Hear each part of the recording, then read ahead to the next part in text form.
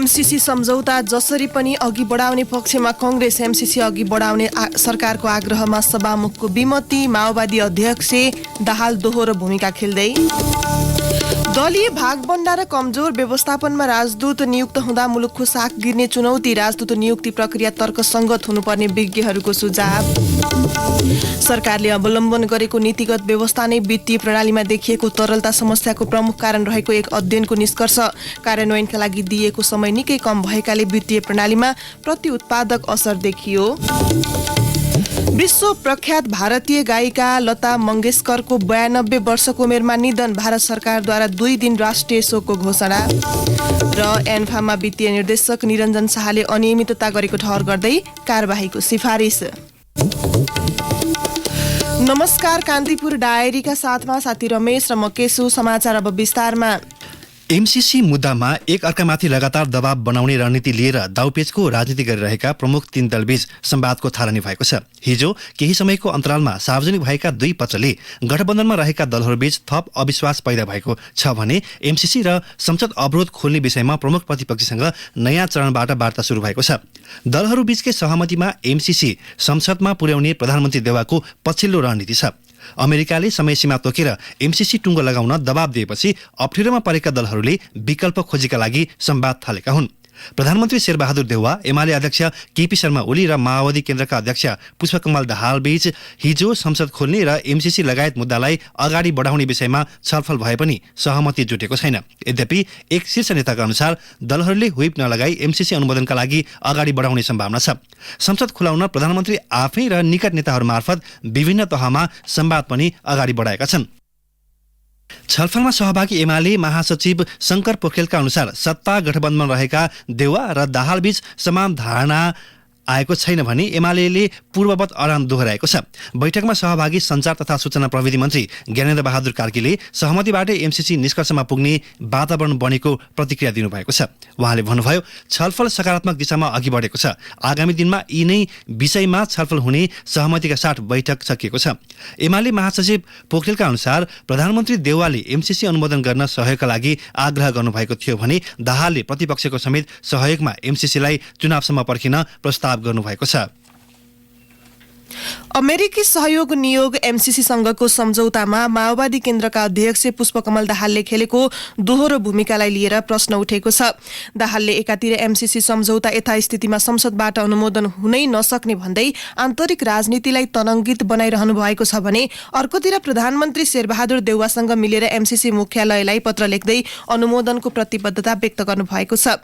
हिजो कान्तिपुरमा प्रकाशित अन्तर्वार्तामा एमसीसीको डिपार्टमेन्ट अफ कम्प्याक्ट अपरेसन्सकी उपाध्यक्ष फतिमा सुमारले सेप्टेम्बर 29 मा नै देउवा र दाहालको पत्र प्राप्त भएको जानकारी दिनुभएको थियो। दुवै पत्र हिजो सार्वजनिक भएका छन्, जसमा सुमारले भने जस्तै 2 नेताले सम्झौता कार्यान्वयन गर्ने प्रतिबद्धता व्यक्त गरेका छन्। देउवा र दाहालले एमसीसीलाई लेखेको पत्रमा सम्झौताका कुनै पनि बुँदामा असहमति व्यक्त भएको छैन। एमसीसीले नेपाललाई सूचना तथा प्रविधिका बाँकी काम पूरा गर्न प्रोत्साहित गर्ने र त्यसका आधारमा सम्झौता शीघ्र कार्यान्वयनमा लैजाने प्रतिबद्धता पनि उनीहरूले पत्रमा उल्लेख गरेका छन्।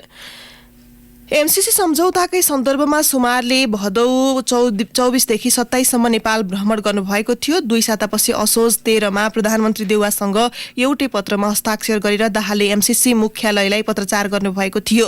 एमसीसीका कार्यवाहक प्रमुख कार्यकारी अधिकृत महमुद बाहाले शुक्रबार जवाब पठाउनु भएको छ। पत्रमा नेता द्वयको आग्रहलाई एमसीसीले सम्मान गरेको स्मरण गराउँदै अब आफ्नै प्रतिबद्धताको सम्मान गर्न उनीहरूलाई सचेत गराउनु भएको छ। यो बीचमा प्रधानमन्त्री देउवा एमसीसी सम्झौता अविलम्ब पारित गर्न प्रतिबद्ध देखिनु भएको छ, तर मूलतः माओवादी असहमतिका कारण उहाँ अगाडि बढ्न सक्नु भएको छैन। दाहालको शैलीमा प्रधानमन्त्री देउवा मौन बस्नु अस्वाभाविक हुने राजनीतिक विश्लेषक हरि शर्माको भनाइ छ। उहाँले भन्नुभयो, दाहालको झुटले अन्तर्राष्ट्रिय जगतमा नेपाल एक किसिमले बदनाम भएको छ, तर प्रधानमन्त्री देउवा पनि यो झुट चिर्न अग्रसर नहुनु गलत हो, किनकि नेपाल र अमेरिका बीचको सम्बन्ध 7 दशक भन्दा लामो हो। यस्ता विषयले देशको छविलाई कस्तो असर पार्छ भन्ने मुख्य विषय हो।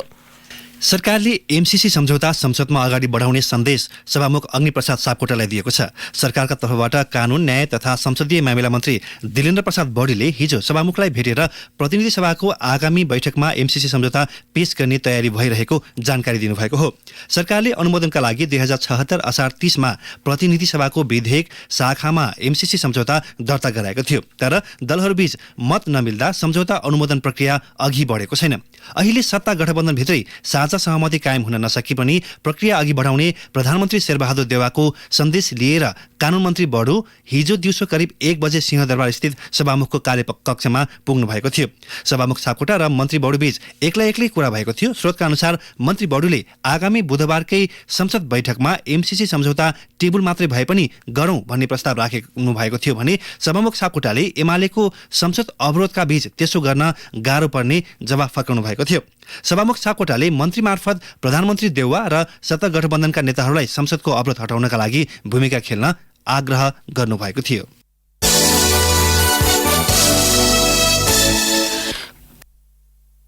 कोभिड-19 संकट व्यवस्थापन केन्द्र सीसीएमसीले फागुन 1 देखि विद्यालयमा भौतिक रूपमा पठन पाठन गराउन सरकारलाई सिफारिस गरेको छ। सीसीएमसी बैठकले हिजो कोरोना संक्रमण दर घट्दै गएकाले विद्यालय खोल्नुपर्ने निष्कर्ष निकालेको हो। कोभिड-19 को तेस्रो लहरका कारण माघको पहिलो सातादेखि विद्यालय बन्द छन्। पहिलो चरणमा माघ 15 सम्म विद्यालय बन्द गर्ने निर्णय गरिएको थियो। त्यसपछि सीसीएमसीकै सिफारिसमा सरकारले विद्यालय बन्दलाई माघ मसान्तसम्म लम्बाएको थियो। तर काठमाडौँको गोकर्णेश्वर लगायत स्थानीय तहले सरकारको निर्णय अवज्ञा गर्दै विद्यालय खुलाएका थिए। गृह मन्त्रालयले शुक्रबार सरकारवालासँग विद्यालय खोल्ने नखोल्ने विषयमा परामर्श गरेको थियो। सरकारवालाले विद्यालय खोलेर भौतिक रूपमै पठन पाठन सञ्चालन गर्नुपर्ने सुझाव दिएका छन्। नेपाल अभिभावक महासंघका अध्यक्ष सुप्रभात भण्डारीले केन्द्रबाटै एकैपटक विद्यालय बन्द गर्ने र खोल्ने निर्णय गर्नुभन्दा जिल्ला वा पालिकालाई त्यसको अधिकार दिँदा उपयुक्त हुने बताउनुभयो। जेठमा स्थानीय तहको चुनाव हुने सम्भावना रहेकाले त्यसअघि नै शैक्षिक सत्र सकेर लगत्तै विद्यालय तहका सबै कक्षाको परीक्षा लिइसक्नुपर्ने बाध्यात्मक अवस्था रहेको राष्ट्रिय परीक्षा बोर्डले जनाएको छ। बोर्डका सदस्य सचिव दुर्गा प्रसाद अर्यालले विद्यालय सिकाइ, निर्वाचन, कोभिड लगायत सबै अवस्थाको विश्लेषण गरेर परीक्षा तालिका सार्वजनिक गरिने बताउनुभयो। जडीबुटी टिप्न गएका जुम्लाको तातोपानी गाउँपालिका 7 र 8 का बासिन्दा हिमपात भएपछि पाटनमा फँसेका छन्। झण्डै 2 साता अघि तक चिनी टिप्न गएका 34 जना हिउँमा फँसेका हुन्। उनीहरू तातोपानीको गाग्रा, एडिओडा र खोटी सल्लाहमा छन्। पाटनबाट फर्कने क्रममा भएको भारी हिमपातमा परि चिसोले 2 जनाको मृत्यु भएको छ। पाटनमा सेतक चिनी खिरौलो संकलन गएका तातोपानी 7 बार गाउँका 46 वर्षीय मुन राउत र 8 की 37 वर्षीय देवी शाहीको मृत्यु भएको जिल्ला प्रहरी कार्यालय जुम्लाले जनाएको छ। जुम्ला र जाजरकोटको सिमानाको धर्मशालामा अलपत्र परेका 2 जनाले भने आफूहरू सुरक्षित रहेको भन्दै खबर गरेको जिल्ला प्रशासन कार्यालयले जनाएको छ। जडीबुटी टिप्न गएका झण्डै 55 जना हिउँमा फँसेको खबर पाएपछि कर्णाली प्रदेश सरकारले उद्धारका लागि नेपाली सेनाको हेलिकप्टर पठाएको थियो। कञ्चनपुरको भीमदत्त 10 जिमुवा स्थित 8063 नम्बरको मुख्य सीमा स्तम्भ ढलेको 1 दशक भन्दा बढी भइसक्यो। सो स्तम्भ आधा भन्दा बढी पुरिएको छ। बेसरमको झाडीमा रहेकाले सहजै देख्न पनि सकिँदैन। यसको रेखदेख तथा पुनर्निर्माणमा कसैको पनि चासो पुगेको छैन। जिमुवाका स्थानीय रमेश जोशीले भन्नुभयो, 10-15 वर्ष भयो यो पिलर झरेको, अब त पुरिसक्यो। बेला बेला संयुक्त सर्वे टोली र संयुक्त गस्ती टोली आउँछ, तर यसको रेखदेख कसैले गर्दैनन्। उहाँका अनुसार सो पिलर खाल्डामा भएका कारण यताउता सर्ने गरेको छ। भीमदत्त 9 को खल्लामा सीमा स्तम्भ महाकालीले नदीको बाढीले बगाएको छ। 2070 मा आएको बाढीले सो पिलर ढलाएको थियो। हालसम्म त्यसको मर्मत सम्भार वा पुनर्निर्माणको काम हुन सकेको छैन। 2070 पछि संयुक्त सर्वे टोलीले सीमा स्तम्भहरूको अध्ययन गरेर निर्माणको काम पनि सुरु गरेको थियो, तर महाकाली नदी किनारका यी स्तम्भ अझै पर्याप्त मर्मत गरिएको छैन। 2070 कै बाढीले भीमदत्त 11 चौकीसोता नजिकैको पिलर पनि बगाएको थियो। त्यसको कुनै सोधीखोजी हुन सकेको छैन। पछिल्लो पटक सिद्धनाथ सामुदायिक वनले वृक्षारोपण गर्दा समेत भारतीय सशस्त्र सीमा बलका सुरक्षाकर्मीले अवरोध गरेका थिए। सो भूभाग 10 गजा क्षेत्रमा पर्ने भन्दै अवरोध गरेका हुन्। स्थानीयले एसएसबी को विरोध गर्दा झडपकै अवस्था सिर्जना भएको छ। कान्तिपुर डायरीमा अब ब्रेकको पालो। ब्रेकपछि कान्तिपुर डायरीमा अब कान्तिपुर सविस्तारको पालो। कान्तिपुर सविस्तार। मित्र राष्ट्रसँगको सम्बन्धलाई थप प्रगाढ बनाउन पनि मुलुकले सम्बन्धित देशमा राजदूत नियुक्ति गर्न जरुरी छ। राजदूत कस्ता व्यक्ति नियुक्त हुन्छन् भनेमा त्यो देशसँगको सम्बन्ध कस्तो बनाउन खोजेको छ भन्ने पनि झल्किन्छ। रणनीतिक रूपमा मुलुकका मित्र राष्ट्रसहित श्रम, अर्थ लगायतका विषय जोडिएका साझेदार मुलुकसँग फरक किसिमले विषयलाई हेर्नुपर्ने हुन्छ। तर दलीय भागभण्ड र कमजोर व्यवस्थापनमा राजदूत नियुक्ति हुँदा मुलुकको साख गिर्ने चुनौती रहन्छ। नेपाल पनि यही साख जगाउने कसरतमा छ। 4 वर्षको अवधिका लागि पठाइएका राजदूत फिर्ता हुनु 2 महिना अघि नयाँ व्यक्ति छनौट प्रक्रिया थालेर नियुक्ति हुनुपर्ने विषय हरेक पटक राजदूत नियुक्ति प्रक्रियाका बेला उठ्ने गरेको पनि राजनीतिक नेतृत्वको महत्वको सूचीमा नपर्दा मुलुकले उचित सम्मान पाउन सकिरहेको छैन। व्यक्ति छनौटका मापदण्ड पूरा भइसकेपछिको प्रक्रियाका लागि लाग्ने समय राखेर नयाँ राजदूत नियुक्ति हुनुपर्ने विषय उठानका लागि मात्रै उठाएको जस्तो देखिन्छ। 2074 मा राजदूत नियुक्ति सम्बन्धी निर्देशिका आइसकेपछि यस सम्बन्धका कैयौं व्यतिथि टरे पनि अझै पनि समय र व्यक्ति छनौट प्रक्रिया समस्यामा नै छ। निश्चित परीक्षाको व्यवस्था गरेर राजदूत छनौट प्रक्रियालाई सहज बनाउनु पर्ने पूर्व परराष्ट्र मन्त्री तथा चीनका लागि पूर्व राजदूत महेन्द्र बहादुर पाण्डेको भनाइ छ। हाम्रो परराष्ट्र मन्त्रालयमा भएका परराष्ट्र मन्त्रालयकै कर्मचारीहरू 50% जाने भन्ने मभन्दा अगाडि नै एउटा चाहिँ बनाएको रहेछ 50-50 भनेर। तर चाहिँ परराष्ट्रको कर्मचारीहरू र बाहिरबाट जाने मान्छेहरूकै निमित्त पनि त्यो आइएसएलाई स्ट्रेन्थन गर्ने र चाहिँ 1 सेमेस्टर 2 सेमेस्टरको कोर्स बनाएर उहाँहरूलाई चाहिँ एउटा ढङ्गको हाम्रो डिप्लोमेसीको ओरिएन्टेसन दिएर मात्रै तयार गर्नुपर्छ भन्ने एउटा कुरा छ। कर्मचारीहरू उही चाहिँ जागिर खान जाने मात्रै हुन्छन्। बाहिरबाट जाने मान्छे पनि डिप्लोमेटिकल्ली के हुन्छ, के गर्नुपर्छ भन्ने ज्ञान त्यति धेरै नराखिकनै विविध कारणले नियुक्त भएका हुन्छन्। यसमा सुधार हुन जरुरी। कुन मुलुकमा नियुक्त हुने, त्यहाँको सम्बन्ध विस्तारका अवसर जस्ता विषयको ज्ञानको अभावमा ती मुलुकमा आफ्ना प्रतिनिधिबाट नेपाल सरकारले पर्याप्त लाभ लिन नसकेको परराष्ट्र मामिलाका विज्ञ डाक्टर जयराज आचार्यको भनाइ छ। अहिले विद्यमान छनौट प्रक्रियाको कार्यशैलीमा सामान्य परिवर्तन मात्रै गरिदिँदा पनि समस्या केही हदसम्म समाधान हुने डाक्टर आचार्यको तर्क छ। अरूबाट पनि सिक्नु पर्यो। जस्तो 1 वर्ष 2 वर्षसम्म पनि राजदूत नभएर खाली भएको अवस्था पनि छ विभिन्न देशहरूमा। अनि अरू देशहरूले त्यसरी नै हाम्रो काठमाडौँमा आफ्ना राजदूतहरू खाली राख्छन् कि राख्दैनन् त्यति हेरे पनि पुग्छ नि। जस्तो अब 2टा प्रमुख छिमेकी भनौँ न, भारत र चीन भयो, संयुक्त राष्ट्रसङ्घको सुरक्षा परिषदका स्थायी सदस्यहरू समेत भएका मुलुकहरूले त्यसो गर्छन्? गर्दैन नि, कसैले पनि गर्दैन। हाम्रो चाहिँ त्यसमा कमजोरी देखिएको छ। कार्यगत पद्धति गलत छ भनेदेखि त्यसलाई सुधार्ने काम त राजनीतिक नेतृत्वकै हो नि। सबैभन्दा ठुलो दायित्व त राजनीतिक नेतृत्वकै हुन्छ। सुधार्न चाहे त एकै दिनमा सुध्रिन्छ नि। विभिन्न मुलुकमा नेपालका 30 वटा राजदूतावास, 3 वटा स्थायी नियोग र 7 वटा महावाणिज्य दूतावास रहेका छन्। आर्थिक रणनीतिक सम्भावनाका बावजुद हामीले पहिचान गर्न नसकेका मुलुकमा अवसर पहिल्याउन सही व्यक्तिको छनौटले निकै परिवर्तन ल्याउने थियो। राजदूतको नियुक्तिको आवश्यकताबारे जानकारी दिँदै स्विजरल्याण्डका लागि नेपालका पूर्व राजदूत प्राध्यापक डाक्टर शम्भुराम सिमखडा, राजदूतहरू भनेको कूटनीतिको फरवर्ड विङ देशमा गएर सञ्चालन गर्ने माध्यम उनीहरू हुन्। यस्ता राजदूतहरूको क्वालिफिकेसन कुन देशमा कस्तो किसिमको हाम्रो कूटनीतिक सम्बन्ध हुन्छ भन्नुहोस् न। भारतसँग, चीनसँग, अमेरिकासँग, संयुक्त राष्ट्रसङ्घमा यो एक पक्ष मात्रै हुँदैन। आर्थिक छ, कूटनीतिक छ, राजनीतिक पनि हुन्छ, रणनीतिक पनि हुन्छ। त्यस्तै गरी अरू देशहरूमा आर्थिक दृष्टिकोणले अत्यन्त महत्त्वपूर्ण हुन्छ। जापान भन्नुहोस्, जर्मनी भन्नुहोस्, EU भन्नुहोस्। अब त्यस्तै गरेर अरू देशहरू छन् जहाँ हामी एक किसिमको प्रतिनिधित्वको लागि राजदूतहरू बनाएको छौँ। भन्नु न साउथ अफ्रिका, ब्राजिल, त्यहाँ पनि गर्न सके त चाहिने धेरै छ सम्भावना, नभए होइन। तर त्यो भन्दा पनि ठुलो कुरो के हो भनेदेखि त्यहाँ चाहिँ हाम्रो उपस्थिति र प्रतिनिधित्व पनि त्यत्तिकै इम्पोर्टेन्ट छ। मित्र राष्ट्रहरूमा नेपालको प्रतिनिधित्वको महत्त्वबारे बुझ्ने हो भने राजदूत नियुक्ति प्रक्रिया निकै सहज र सरल हुन सक्छ। अन्तर्राष्ट्रिय समुदायबाट सिक्दै हामीले राजदूत छनौट गर्ने हो भने राजनैतिक नेतृत्वमाथिको विश्वसनीयता पनि बढ्नेछ। अन्तर्राष्ट्रिय समुदायमा विश्वसनीयता बढाउँदा श्रम सम्बन्धी समस्या झेलिरहेका मुलुकसँगको समन्वय र पहल निकै सहज हुने थियो। यद्यपि यी सबै विषयमा राजनैतिक नेतृत्वले नै सुधारको चाहना नराख्दासम्म परिवर्तन ल्याउन सम्भव हुने छैन। रेडियो कान्तिपुरका लागि दिवा भट्टराई। कान्तिपुर सविस्तार।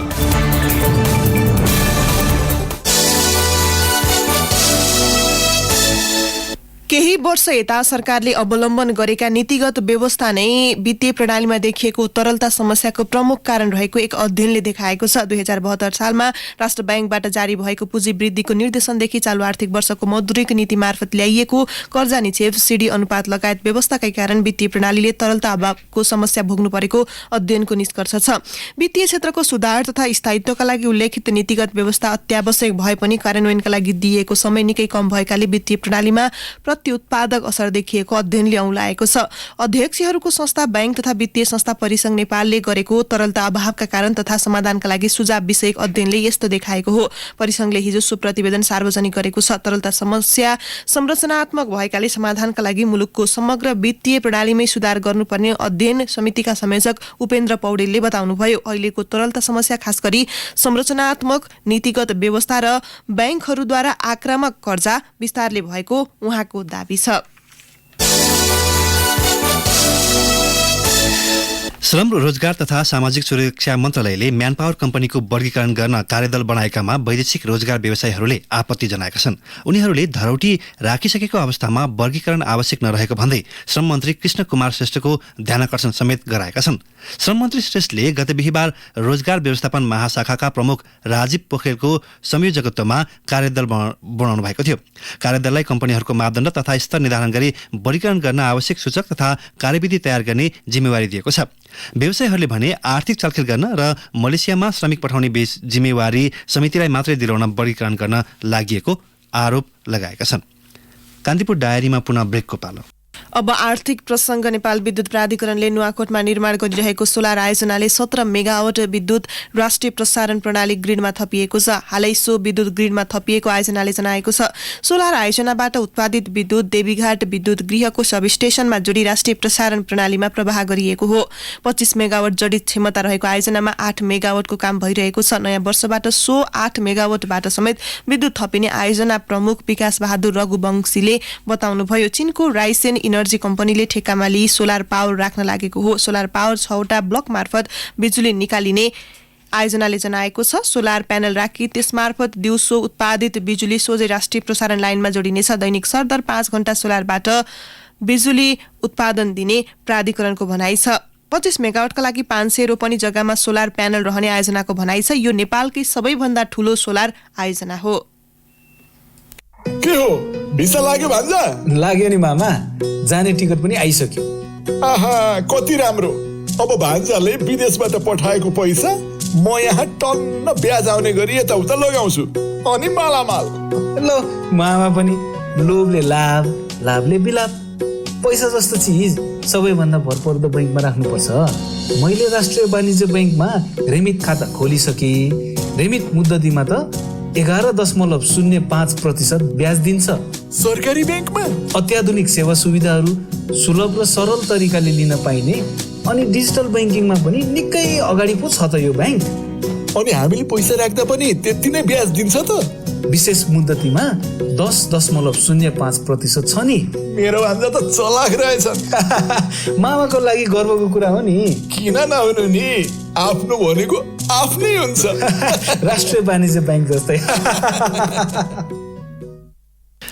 निजी डेरी उद्योगीहरूले सरकारी निर्णय नआउँदै आफू खुसी दुधको मूल्य प्रति लिटर 10 रुपियाँ बढाएका छन्। गत सोमबार बसेको मन्त्री परिषद बैठकले कच्चा दुधको न्यूनतम मूल्य प्रति लिटर 56.04 पैसा निर्धारण गरेपछि घाटा लाग्ने भन्दै प्रदेश 1 र लुम्बिनी प्रदेशका डेरी उपभोक्ता मूल्य बढाएका हुन्। सामान्य दुधको खुद्रा बिक्री मूल्य दूध विकास संस्थान डीडीसीले तोक्ने प्रचलन छ। कच्चा दुधको न्यूनतम मूल्य बढेपछि कृषि तथा पशुपन्छी विकास मन्त्रालयले ढुवानी प्रशोधन लागत मूल्य सहित अध्ययन गर्न डीडीसीलाई निर्देशन दिइसकेको छ। तर सरकारी आधिकारिक धारणा नआउँदै निजी डेरीहरूले मूल्य बढाएका छन्। प्रदेश 1 र लुम्बिनीमा डेरी उद्योगीहरूले दुधको बिक्री मूल्यसँगै बटर पनिरको पनि मूल्य बढाएका छन्। प्रदेश 1 र लुम्बिनी प्रदेशमा दुधको मूल्य बढेको डेरी एसोसिएसनका महासचिव प्रहलाद दाहालले स्वीकार्नुभयो। अब अन्तर्राष्ट्रिय प्रसंग। विश्व प्रख्यात भारतीय गायिका लता मंगेशकरको 92 वर्षको उमेरमा हिजो निधन भएको छ। मुम्बई स्थित ब्रिज क्यान्डी अस्पतालको आइसियूमा उपचारका क्रममा हिजो मंगेशकरको निधन भएको छ। सहकर्मी संतोष गन्धर्वको एक सामग्री। नेपाली मैंने बहुत साल पहले गाया था जयदेव जी का, और उसके बोल जो थे वो वहाँ के महाराजा के लिखे हुए थे। तो अब बहुत सालों के बाद मैंने ये गाना गाया तो अच्छा लगा। रचनाकार आनन्द अधिकारीको शब्द, शिखर सन्तोषको संगीत तथा रामकृष्ण ढकाल र लता मंगेशकरको संयुक्त स्वरमा भारतको मुम्बई स्थित लता स्टुडियोमा कान्तिपुर संवाददातासँग नेपाली गीत गाइसकेपछि मंगेशकरले दिएको प्रतिक्रिया थियो। नेपाली गीत संगीतको निकै तारिफ र प्रशंसा गर्ने लताले यसअघि आकाशमा तीर मेरे तारा, तिमीलाई शुभकामना चलचित्र माइती घरमा आफ्नो आवाज दिइसकेकी थिइन्। राम्रो गायकीमा सरस्वतीको वास हुन्छ। लता मंगेशकरको गलामा स्वयं सरस्वती अवस्थित रहेकी थिइन्। जीवनको अन्तिम कालखण्डसम्ममा आफ्नो आवाजले भारतीय संगीतलाई जीवन्त बनाइरहेकी विश्व सुप्रसिद्ध पार्श्व गायिका मंगेशकरले नेपाली गीतमा पनि आफ्नो कालजयी आवाज पस्किएकी छन्।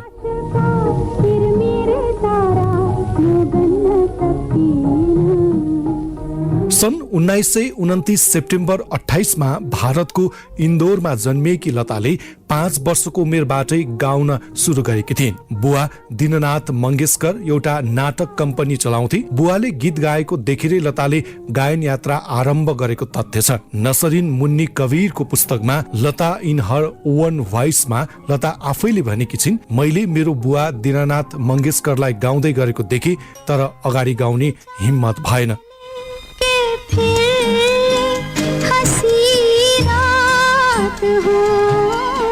जीवनको कालखण्डमा निकै उतार चढाव भोगेकी लताले जस्तो सुकै परिस्थितिमा पनि आफ्नो गायकीलाई मर्न दिइनन्, जसका कारण लताले भारतीय संगीतलाई एउटा जीवन दिएकी छन्। सामान्य परिवारमा जन्मेकी लताले सन् 1942 मा बुवा बितेपछि सबै परिवारको जिम्मेवारी काँधमा लिनु पर्यो। त्यसै बखत उनले नवयुग फिल्ममा हिरोइनको बहिनीको भूमिका निभाएकी थिइन्। उनले परिवार र आफ्नो सांगीतिक करियरमा सानै उमेरदेखि काम गर्न सुरु गरेकी थिइन्। सन् 1943 मा 13 वर्षको उमेरमा पहिलो गीत रेकर्ड भएको लताको जीवनकालमा 36 भाषामा 30,000 भन्दा बढी गीत रेकर्ड भएका छन्। लताले गीतसँगै माझेबाल, चिमुकला संसार 1943, जगभाउ 1944, बडीमा 1945, जीवन यात्रा 1946, माद 1948, छत्रपति शिवाजी 1952, सालिममा अभिनय गरेकी थिइन्। सन् 1947 मा चलचित्र आपकी सेवा में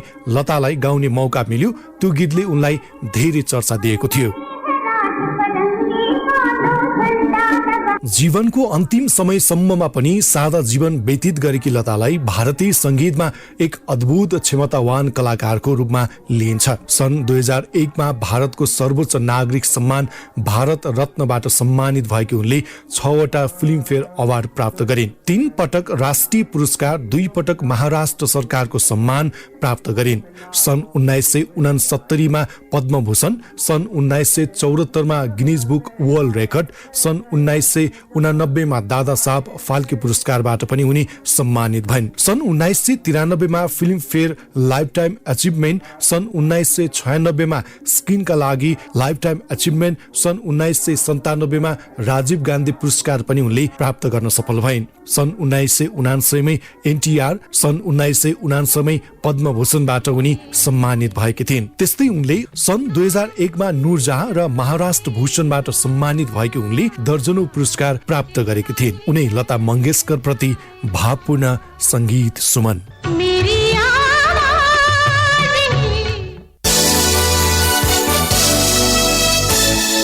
कान्तिपुर डायरीमा अब खेल प्रसङ्ग। हवाई टिकट र पेस्की फर्स्योटमा अनियमितता गरेको ठहर गर्दै छानबिन समितिले अखिल नेपाल फुटबल संघ इन्फाका वित्तीय निर्देशक निरञ्जन शाहलाई तत्काल पदबाट निलम्बन गरी कानुनी कारबाही गर्न सिफारिस गरेको छ। समितिले शाहको करतुतमा साथ दिएको भन्दै महासचिव इन्द्रमान तुलाधर र अध्यक्ष कर्मा सिरिङ शेर्पालाई पनि कारबाही गर्नुपर्ने राय दिएको छ। इन्फाका उपाध्यक्ष वीरबहादुर खड्का संयोजकत्वको एक सदस्यीय समितिले अध्यक्ष शेर्पालाई बुझाएको प्रतिवेदनमा लेखिएको छ, निरञ्जन शाहले हवाई टिकट खरिदमा आर्थिक अनियमितता गरी संघको पेस्की फर्स्योटको 35,000 नगद आफूले बुझिली इन्फाको बैंक खातामा दाखिला नगरी सो रकम बराबरको नक्कली बिल प्रस्तुत गरी आर्थिक हिनामिना गरेको देखिएकाले निजलाई तत्काल पदबाट निलम्बन गरी कानुन बमोजिम कारबाही अगाडि बढाई असुल उपर गर्न सिफारिस गरियो। आरोपित शाहसहित तुलाधर र शेर्पाले छानबिनको क्रममा बयान नदिए पनि समितिको प्रतिवेदनमा उल्लेख छ। शाहको कर्तृत्वमा महासचिव तुलाधरको संलग्नता रहेको ठहर छ। शेर्पा विरुद्ध आफ्नै संघको पेशकी फर्स्योटमा एन्फा आफैले गठन गरेको समितिलाई स्वतन्त्र रूपमा काम गर्न नदिएको, समिति समक्ष बयान नदिएको, नक्कली बिललाई सधैँ र सक्कली मानि पेशकी फर्स्योट गर्न अन्तिम निकासा दिएको, हवाई टिकट अनियमितता सम्बन्धमा 1 वर्ष अघि बीच योद्धा डेस्टिनेसन प्रणालीको निवेदन र त्यस सम्बन्धमा कर्मचारीलाई नै कुनै किसिमको निर्णय निर्देशन आदेश नदिएर विवादको निरूपण नगरेको प्रतिवेदनमा उल्लेख छ।